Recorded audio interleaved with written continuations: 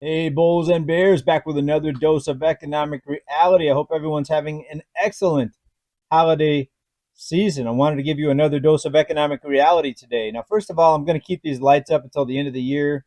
So today's the day after Christmas, also known as Boxing Day. So a lot of people returning things today that they got as gifts. And we're going to talk about the overall economy and consumer spending. We've got the numbers from the holidays, of course, going back to Thanksgiving, all the way up to Christmas, and what the spending ended up being.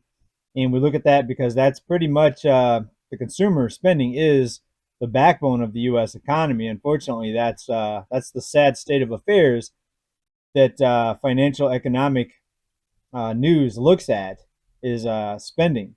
And when you look at spending, they also chalk in or chalk up government spending as spending. So when you look at economic growth and gross domestic product and the gauge of the economy, or what they call economic growth, it's this borrowing and spending that gives the illusion that the economy is quote unquote growing, and that there's no sort of recession and nothing wrong is happening. Well, we see a lot is happening behind the scenes when you look at the levels of debt that are being accumulated right now, both nationally, corporate, individual, what we call household debt. It's all increasing, and it can't last forever. The question is, how and when will this ball game come to an end? Will it be an implosion? Will it be more rescue programs like we saw in 2020 because of some unforeseen event, some catastrophic event where something big comes down, that nobody expects, right? So either way, be prepared. Well, let's get into the numbers here because the holiday the holiday, the holiday spending numbers are out. Sorry, I'm a little bit not under the weather. I'm a little bit under the holiday. What would I call that? A holiday laziness, maybe from all the holiday food. Um, I actually made a pumpkin pie this year from scratch, right? So I was looking at some of the ingredients from the pumpkin pies that you could just buy at the store, Costco, those huge pumpkin pies they sell at Costco. I was looking at some of the ingredients. I'm like, why would someone want to eat that? It's a lot more than just pumpkin and some spice. So I made my own this year. It turned out pretty good. So I ended up eating a little bit too much because I felt like I could eat more of it because it was healthier.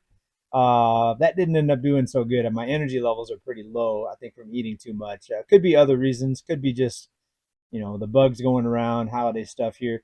Well, let's talk about consumer spending here because the holiday numbers are in, and shoppers kept spending. That's how the Wall Street Journal put it. Yes, they did. Another record high. Supposedly, consumers spent 3.1% more this year versus the holidays last year. Now, keep in mind, this is about the increase that we saw in the inflation number. We're in the 3% range when you look at CPI or official inflation. Of course, the unofficial inflation, which includes food and energy, is a lot higher than 3 something percent. I think we're up between 10 and 12% still year over year when you look at all the things people have to buy. And one of the biggest things I've noticed here recently is insurance. Insurance costs are going up, and my customers that I work with tell me that insurance is one of the biggest things affecting their household budgets right now. Of course, that's not even included in the official CPI and inflation numbers. So, but when you look at the official number and what they're actually counting, which they should count a lot more, but 3.1% is about what the official inflation is. So, are people better off and therefore they're spending more? Or are people having to spend more even though they're likely getting less? Right? I think it's option B there. I think people are spending more but getting less. It doesn't mean people have more money. It means they're having to spend more money to buy the same amount of items and even less items compared to last year, if you ask me. And to top it all off, to show you that this is really not good news, people went further into debt. And people say, well, this can't last forever. There's only so much debt people can take on before they're no longer able to make their payments. True, but you also have to look at the system of money because what if there is a huge tsunami of household and personal bankruptcies in 2024, but yet the banks just get money sent to them Therefore, they can keep on giving out credit cards even to people that just filed bankruptcy. I know that sounds crazy, but all they have to do is loosen the lending standards and the availability of credit to include people that have filed bankruptcy. Their credit scores, are in the 500s. We've all seen what could happen and how high prices can go when people are allowed to take out loans, take out credit cards. People that have bad credit, people that just filed bankruptcy, right? As long as the banks are continually liquefied, this can continue to infinity, basically, and that's when you're going to see some sort of massive inflation or hyperinflationary scenario unfold here in the U.S. People think it can never happen here because we have the world reserve currency. Well, keep in mind, a lot of the world is dumping dollars right now.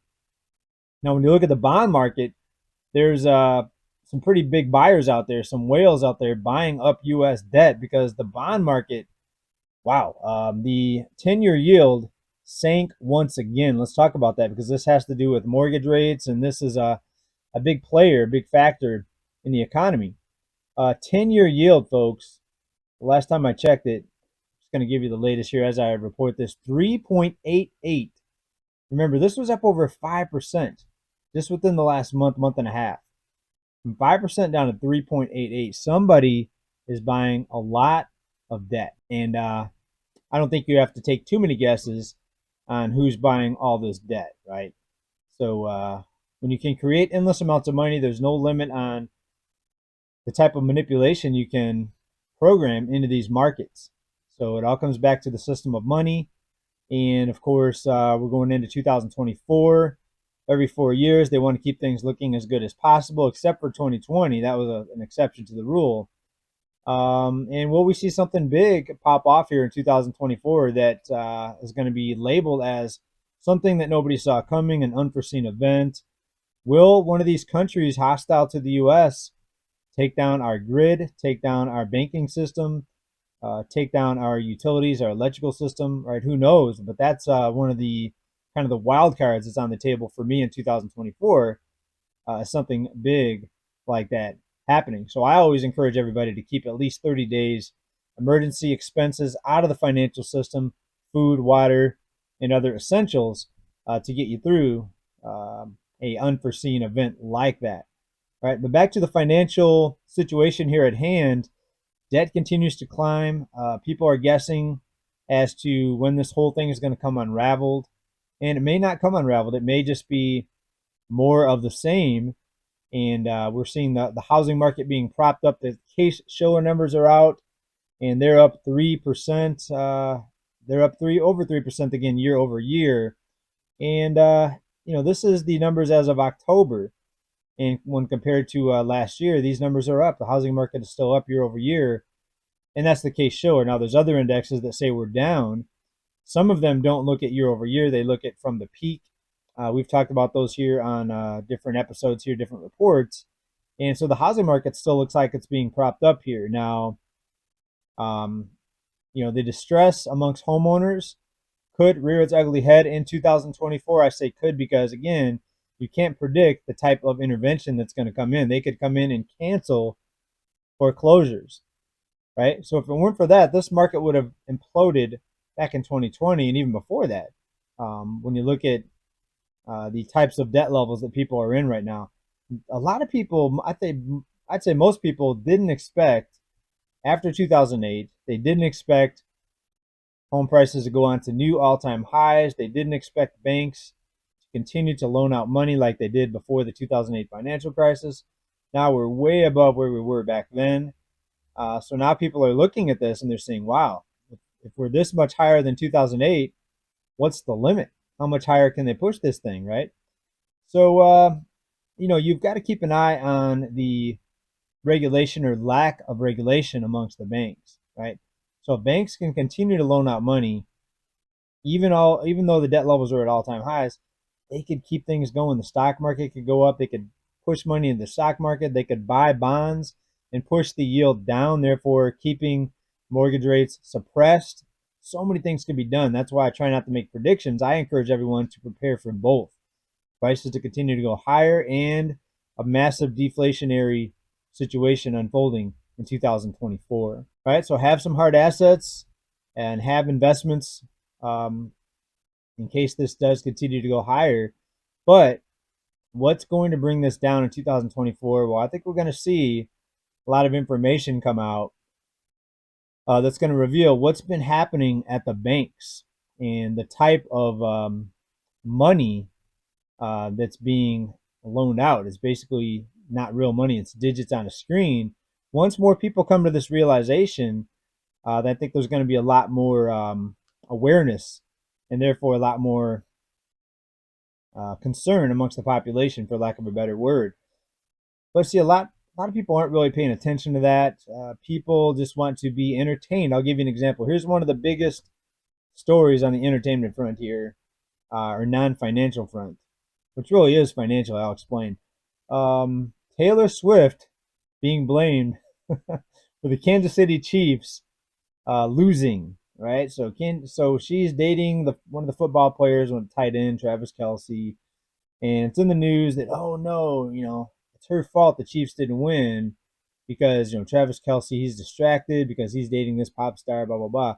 That's the type of news that people are interested in. They're not worried about the financial system for the most part. Now, of course, Bulls and Bears and my audience, myself included, we're different.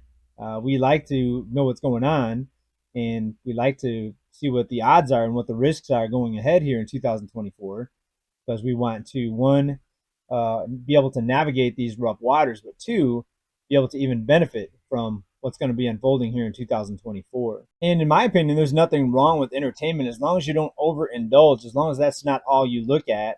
I was watching a comedy special the other day and I was laughing. I was cracking up. Um, and to me, you've got to balance things out, right? If you just look at the financial situation right now and focus on the markets, you could get very distressed, even if you're making money in the markets, because you see what's happening and the direction this thing's headed. And when you look at all the people out there that are going to be really hurting because of the cost of living, families, not able to get enough food, and trying to think of the way to say this here. Right, what I'm seeing is a lot of stress out there, and you look at some recent headlines here: depression at all-time highs. 1 in 3 youths consider themselves distressed or have severe anxiety. Right, so people getting out of school, whether it's high school or college, they look at the cost of living. What does it cost to even get a rental right now?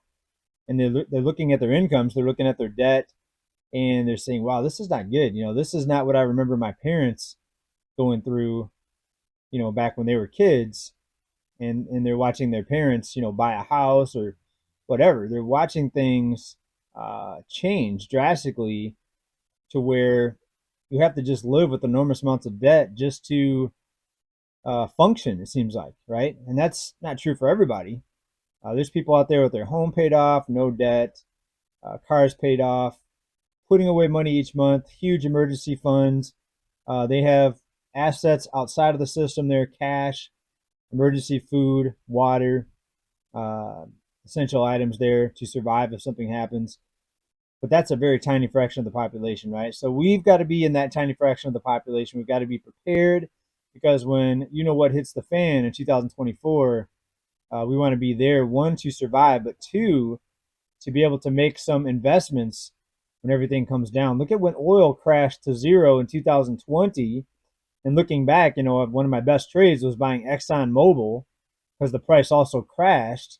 I'd have to look at today, but I still have some of that after selling some off. But huge, huge investment for me. It's still paying off even as of today. So we want to make money with this market swings up or down, left or right. You want to make money, because otherwise it's going to be very hard to get by if you're just sitting by passively and not taking advantage of the market swings that we're going to see here, right? So until something big brings us down, it's just going to be propped up here. We see this with the banks right now. Will there be something big to bring this system down, just like we saw in 2020? Maybe not the health crisis, but something else. Please let me know what you see down in comments. Otherwise, keep stacking, folks. We're going to stay on top of the news here for you. What do you think about consumer spending? up 3.1% year over year, another record. Does it mean consumers are better off, or does it mean that just people got further into debt and things are more expensive, so they spent more and bought less? You know my thoughts. What are your thoughts? Please let me know what you think down in comments.